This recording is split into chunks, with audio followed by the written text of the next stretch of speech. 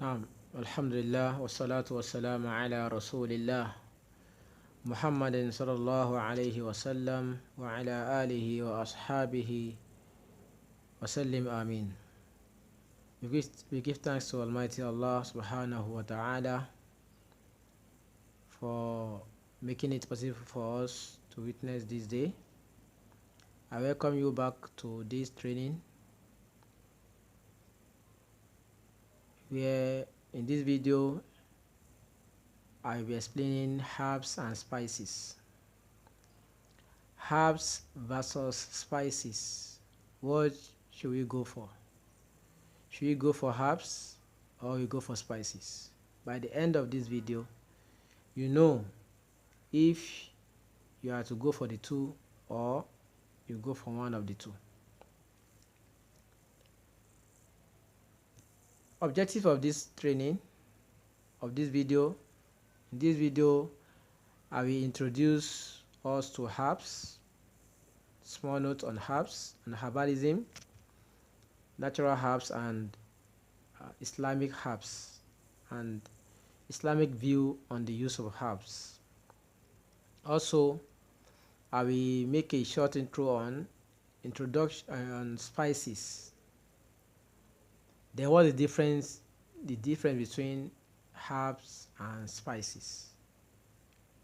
We understand that in this video, that ta'ala. Then there are some important terms to understand when it comes to spices.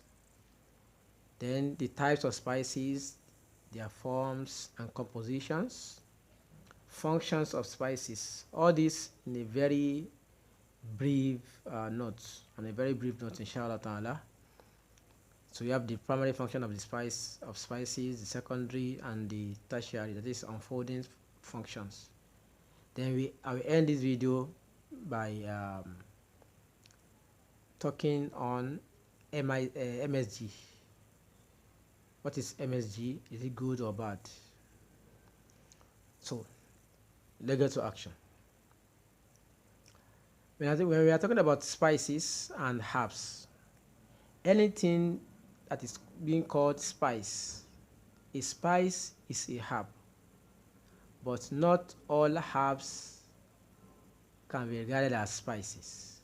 It is spice when you use it in your food. It is herb when you use it to just for the therapeutic effects, not necessarily in your food.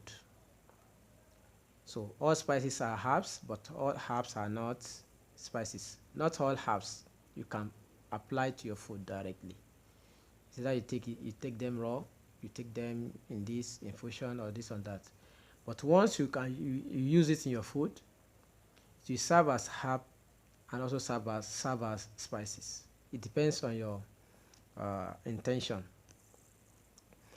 Herbs are the leaf part of a plant that is used in cooking.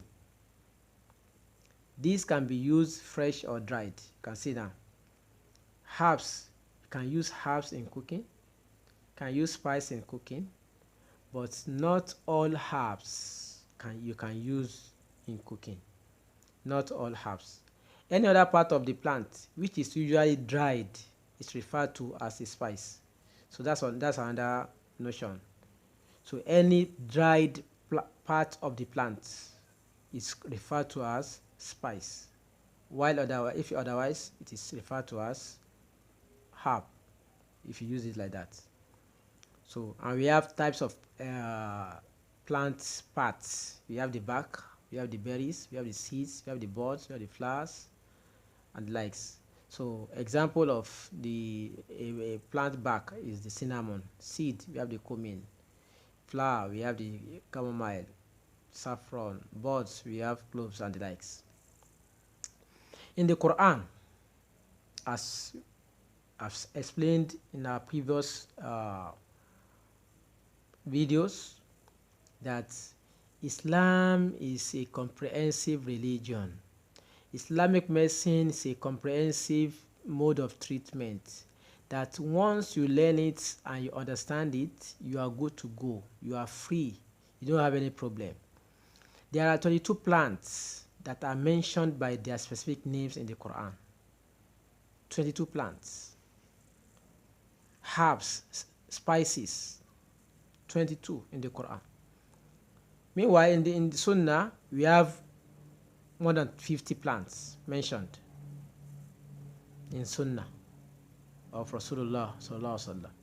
In fact, in Sahih Bukhari, that is regarded as the best and #1 book that has authentic hadith, we have more than 20 authentic hadith on herbs prescriptions. So when talking about spice, the word spice came from the Latin word meaning specific kind. In some traditions, spices and herbs are not separated. We are talking about spice, we are talking about herbs. We are talking about herbs, we are talking about spice. They are the same. They don't separate this. This is herb, this is spice. No. So, and spices have been used to preserve meats, foods from time immemorial. So many cultures also believe that spices had magical properties and they were used in religious functions and on ceremonial occasions.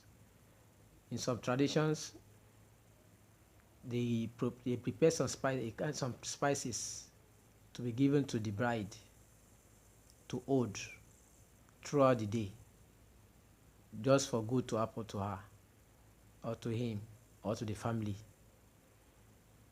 In some tradition, they use spices in their place of worship. They put it on their head, on their nose, they eat it, they pour it on themselves because of the belief, or because of the belief they have attached to these spices. When I'm talking about spices, we'll be talking about the cuisine, the taste, the condiment, seasoning, something like that. There are many, just to mention but a few. We're talking about taste.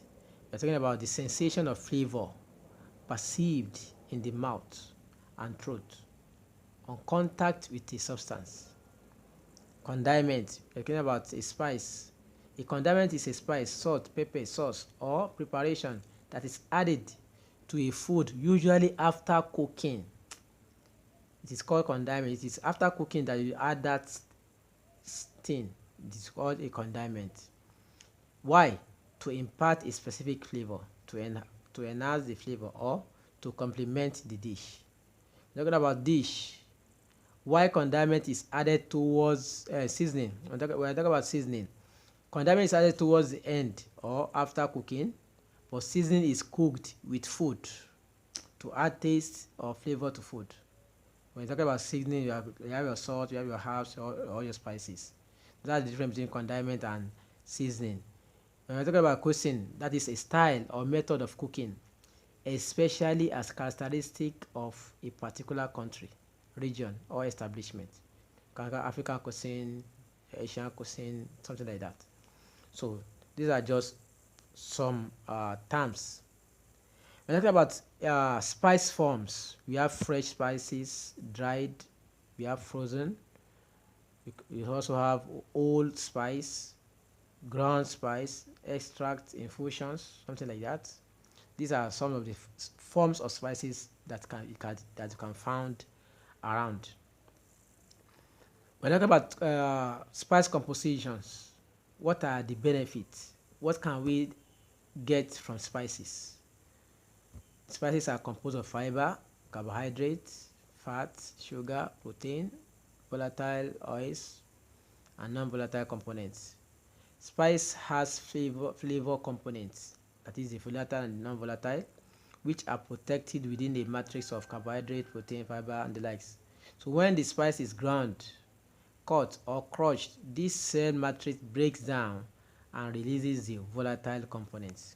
So these are just some of the compositions of spice that can benefit you when you take them or when you use them. So coming to the functions of spices. Spices has many functions, but majorly it has three. We have the primary functions of spices, the secondary and the unfolding functions. The primary functions, we have the flavor, one of the functions of the reason why we use spices is to get flavor or taste or aroma. We have more than 10 functions, more than 10 primary functions of spices. So these are just three of the primary functions of spices. Most spices have more than one single flavor. So we have more than one. Most spices, they have two, three, or more than one single flavor profile. For example, the fennel has not only sweet notes but also bitter and fruity notes. So the flavor in fennel is not one. If you've tasted fennel before, you see varieties in the taste and in the flavor. So the same thing with cardamom and tamarind.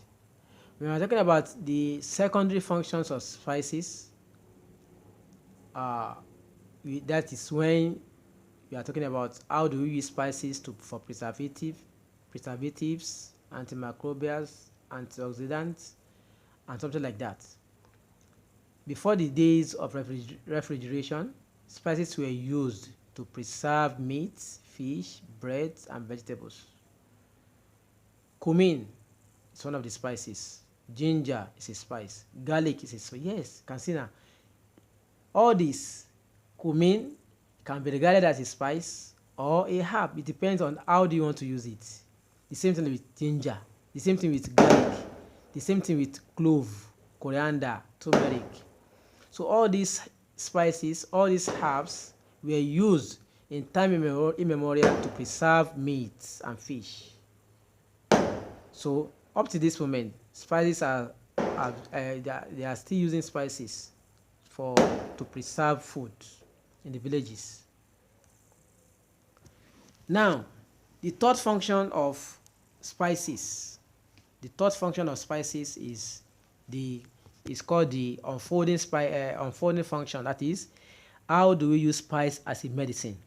Now, if you're using spice as a medicine now, it means you're talking about herb. But we won't call it. We may not call it herb because the way you want to apply it, the way you want to make use of it, it will still be called spice, but you are using it as medicine. And since ancient era, spices have been used not only by Indians and Chinese, but also Latinos, Africans, Egyptians, Greeks to relieve ailments and prevent illnesses. So they use spices for prevention and for curative. So let us come back to herbs. We are talking about herbs and herbalism. Herbalism is the use of plants for medicinal purposes. That's herbs. The use of plants for medicinal purposes. Now, we are talking about herbalism. And if you are the type that is using herbs in your prescription, treatment, this and that, using it on yourself, prescribing it for patients, using it to treat your clients, you can be called an herbalist. But because of the term, the way people use these terms, the term now, you don't want to be referred to as or to be tagged as an herbalist. But herbalist is one who studies herbal medicine and the healing properties of plants in regards to therapy. So we are herbalists, but we don't want us to be tagged such, because when we say herbalists in our community, we know who are those. Now, the term spice. Now we have spice, we have herbs. So the term spice refers to all of the edible parts of a plant used for flavoring foods including the root, stem, bark, and the likes. But not all herbs are used in seasoning foods. So these plant parts can be used in seasoning foods, in condiments, as spices, but not all. Not all can be used. So those that cannot be used will be referred to solely as herbs. Those that can be used in seasoning can also be referred to as herbs or spices. When we're talking about Islamic herbalism, don't forget that it has been established that if we're talking about herbalism, we're talking about these therapies and that therapies. We are talking about all these things from the angle and from the perspective of a Muslim, of Islam, Islamic view of everything. Talking about spice, how do you spice? Good, the good of it. Talking about herbs, the use, that is why you use good herbs. So importance of Islamic herbalism, that is the use of herbs Islamically. One, it will treat your condition. You learn how to treat patient. It also treats your body composition, not only the complaint, the symptoms, and the signs that you are going to treat. You are going to treat you as a body, as a whole. That is holistic, as we have explained that in our previous videos. It will get you closer to Islam through Sunnah and through medicine. So the more you learn, the more you know. The more you understand Islam, the more you learn herbs, the more you know the power of Allah subhanahu wa ta'ala and His mercy over us. Because you see that all herbs, plants around us, they have one or two benefits for us. So it gets you closer to Islam through Sunnah and through medicine. Since it is from the Sunnah, we get the prescription. It opens your mind to medical sciences and to pharmacology. So the more you read, the more you learn more. I think I've said that in more than one of my videos, my previous videos, that some times ago, more than 5 years I think now, a lady called that she complained. She confided in me about her health, this, that, and I gave her appointment to come to the clinic. So before the appointment date, she called back that, sorry, I went through your profile on social media and I could not see this, I could not see that, I could not see that. I'm now somehow curious that what's your area of specialization, this. And I told her point blank, hello, madam, please forget the date I gave you, because I've seen that she's confused already. And you can't force yourself on people. If she's convinced, let her come. If she's not, no problem. I told her, madam, please forget about the appointment I gave you. This that you're saying, I am this.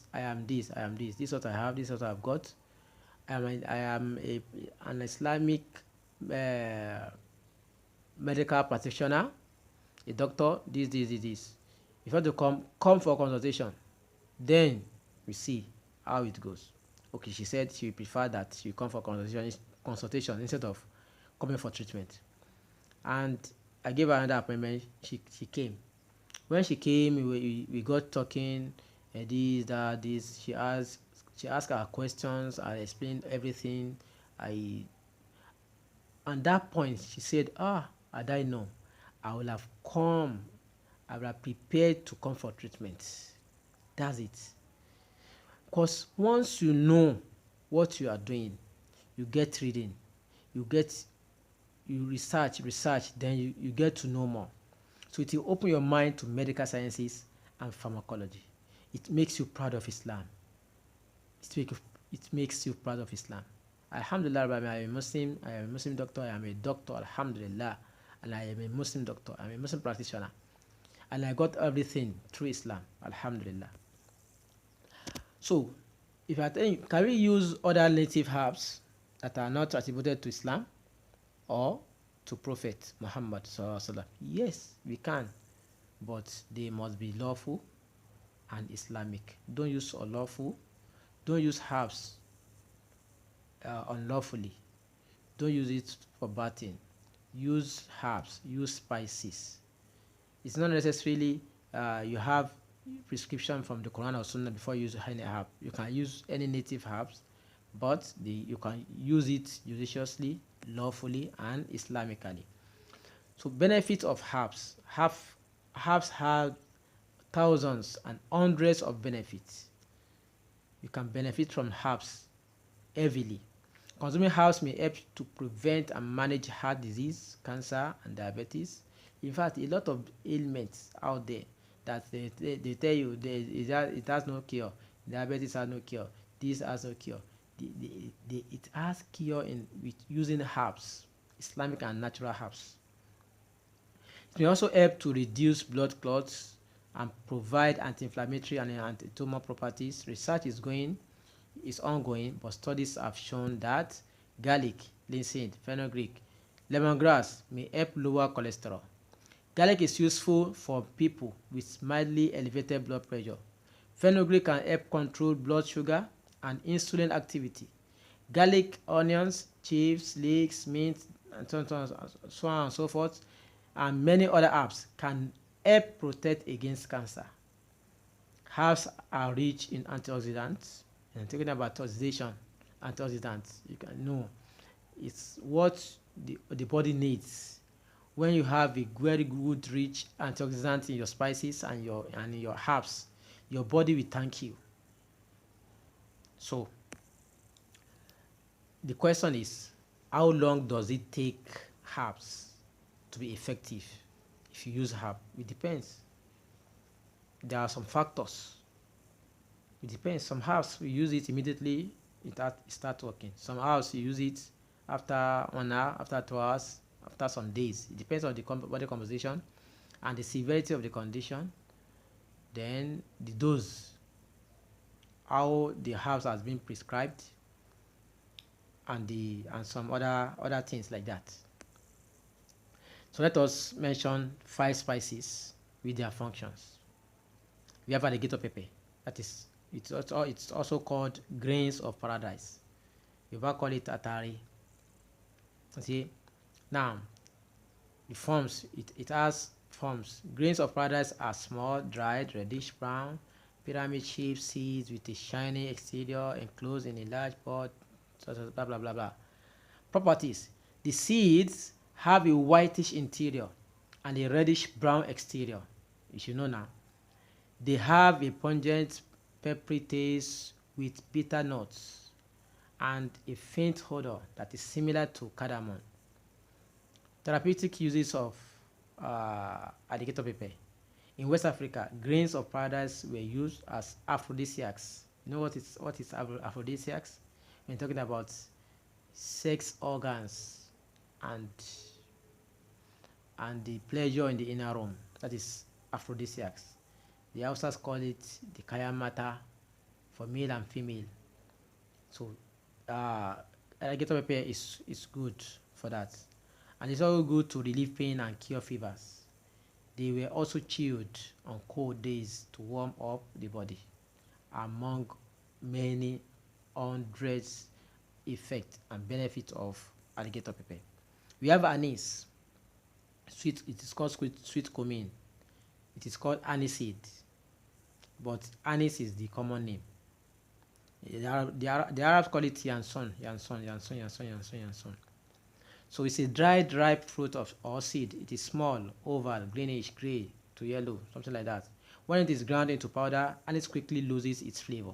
That's why if you want to store spice, most spices are stored whole. It is when you want to use them that you turn them to powder.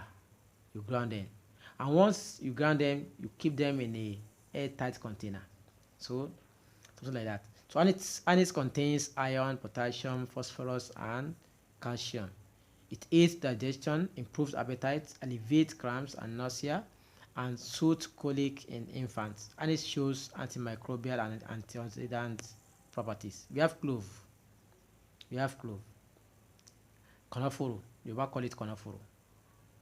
So clove are common are also called Qurunful, that is the Amharic. Qurunful, the Arabia. The Amharic is Qurunful. The Yoruba is Kanafuru. Kanafuru. You can see that it has relation with the Arabic. Kanafuru, Qurunful, Kanafuru. So it contains vitamin C, calcium, vitamin A, sodium, manganese, potassium, magnesium, and calcium. So it has antimicrobial and antifungal properties because of its eugenol content. Cloves are used to flavor meats and stews, but they can also be used to flavor some vegetarian dishes. So you have cumin. There's a difference between cumin and black seed. You can see black seed also can be used as spice. I've said that earlier. So it depends on how do you want to use it. But there's a difference between black seed and black cumin. We have black seed, we have black cumin. Cumin is called cumin, or you call it black cumin. It's smaller, but it looks like black seed also. It looks like black seed also. So black cumin is a smaller variety of cumin with a different flavor. It's a popular spice in North India, Pakistan, Iranian foods. So cumin is not only a frequently used spice all over Africa, it also has its roots in historical tradition. Beginning in the Middle Ages, it was believed that luck and a life full of joy would come to any bride or groom who carried cumin seeds with them all through their wedding ceremony. You can see, as I said it, I mentioned that earlier, that in some tradition, it is believed that some spices has magical effects, such as cumin. We have fenugreek. It contains fiber, folic acid, vitamin A, calcium, potassium, phosphorus, iron, manganese. Imagine you using these spices as seasoning in your food. See what you get. See the benefits you get. Vitamin C and the likes. It's common in African cooking, especially stews that requires a unique flavor. Now, let's take 5 herbs and their effects. We have garlic. Garlic is a herb. Garlic is also a spice. It depends on how do you want to use it. It can be used as spice or herb. So, therapeutic uses of garlic is called stinking rose by the English. Garlic has been used since ancient times to drive away evil spirits. You can see, so that's one of the belief in some tradition. It kills intestinal parasites, stimulate blood flow for a healthy face and body. So, like that. In Asia, Hindu priests and the strict Buddhists eliminated garlic from their diet because of its reputation as a sexual stimulant. They use garlic also as aphrodisiac. If you use it as aphrodisiac, but as a Buddhist, they don't want that. They are not meant for that. That's why they eliminate it. They don't want it to trigger their something. That's why they eliminate it. So we have ginger. When talking about herbs, one of the giant herbs that you cannot do it is, you have your ginger, you have your garlic, you have your turmeric, you have your cinnamon, like that. Those are the common herbs and spices around you that you can just look around and lay your hands on.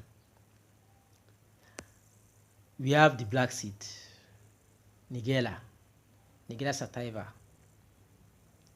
The common names, we have the black caraway. They call it black caraway, black onion, black seed. So it looks like black cumin. So even in some tradition they call it black cumin, but because they look alike, but they are different. So you should know that we have black cumin aside and we have black seed aside. Black seed is called Nigella, and black cumin is called black cumin, or it's called cumin as generally. It has iron, niacin, calcium, and a lot of vitamins. And you have a hadith on about soda, that anything, any ailment, any disease, you can use herbal soda for it. It's called herbal soda in Arabic. So we have sesame. The common names are that. Then it has forms. It has small seed, flat, oval, and the likes. Properties. It has a nutty sweet aroma with a rich milk-like buttery taste. After roasting or toasting, the white seeds become golden colored and acquire a delicate almond-like flavor. Just try to get this thing raw, whole, and see, process it, and see the flavor, the aroma you get in your house, your shop, in your sitting room, your kitchen. It has antioxidant properties due to the sesame. It is believed to rejuvenate the body and mind. So it has a very strong antioxidant properties also. There's a spice or herb called allspice. Not all spice, but allspice. Allspice is the name. It is called allspice because it has properties of many spice in it. It has properties of some other spices in it. That's why it is called allspice. Its flavor has a hint of cinnamon, mace, nutmeg, with properly overtones. That's why it's called allspice. So it has been used in ancient time to embalm bodies and for preservative qualities. So we have a lot of herbs. I don't want to go more on that. We have a lot of spices. We have a lot of herbs. What is MSG? MSG replacement spice mix. You want to replace MSG with spice mix. Now the question is MSG good or bad for you? Is MSG good or bad for you? The answer to this is, what is MSG? Know what is MSG first, then you know if it is good or bad. MSG is monosodium glutamate. Monosodium glutamate. It is the sodium salt derived from glutamic acid, an amino acid that is naturally occurring and necessary for the creation of proteins. That is MSG. So MSG is the main ingredient in all seasoning cubes. I'm talking about Maggi, this Maggi, that Maggi, all the names of Maggi that you have. MSG is the main ingredient. The monosodium glutamate is the main ingredient in most of the cubes. The biggest and perhaps the most well-known reason for avoiding MSGs in food are the suspected links to negative health effects. MSG has a very direct link to most of underlying ailments affecting man today. And we have numerous studies that have suggested that MSG can promote weight gain, increase hunger, and food intake. That's why some people will say, from those food vendors, this, that sell food, you buy 500 naira food from her and you eat it, you not be satisfied, you not be full till you spend 2,000 naira, till you spend this. Some people even say that, okay, maybe she's using juju. No, some of them use juju, but the type of Maggi they use, the MSG they put inside that food, once you eat, you taste it, you feel hungry. That's why they had it to eat. They had it to eat in excess. Once you taste it, you feel hungry. Because MSG increases hunger and food intake, and by so doing, it promotes weight gain. That is why if you are obese, you want to burn fat, you should stay away from Maggi, stay away from MSG, and it poses an increased risk of chronic conditions such as heart diseases and diabetes.